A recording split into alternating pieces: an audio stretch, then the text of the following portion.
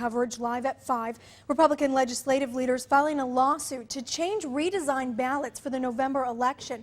The lawsuit filed today argues the forms are confusing, making it difficult for voters to differentiate between offices and clearly separate candidates. NBC 26's Cassandra Duvall is live at 5 with more. Cassandra? Megan, here's a picture of the two ballots. This is one that the Government Accountability Board sent out as a template to county clerks. This is one that the Brown County clerk modified using some gray shading to show the different offices that voters can take. And they hope that this is going to make for an easier election day process for voters in general. You could not easily pick out a contest because it all seems to run together. The Brown County clerk says she modified ballots after concern that voters would be confused. The ballot that we present to them should not frustrate them.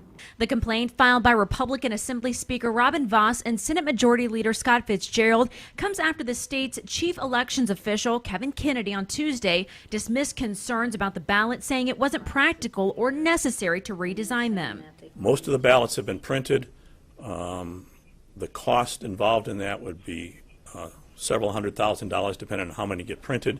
Kennedy also addressed the Republican Party bringing the lawsuit forward. The fact that someone would attribute any partisan motivation to the staff of the GAB is where I would use the term that it's absurd.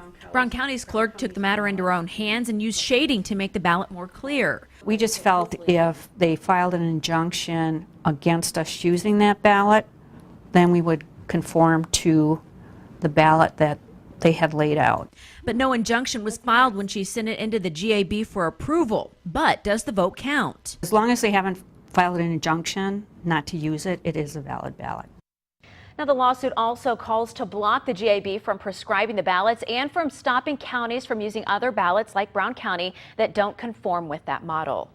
Now, Cassandra, are there other counties modifying the ballot like Brown County? Yeah, the Brown County clerk told me that a couple of other counties are using that gray shading. And coming up tonight at 6, we're going to talk about Outagamie County, what they chose to do for this election process. And when voters head to the polls, what should they really know about these ballots? Well, since counties are modifying them all differently, it's really important for voters to kind of look at their ballot, study it before making any kind of decisions. All right, thanks, Cassandra.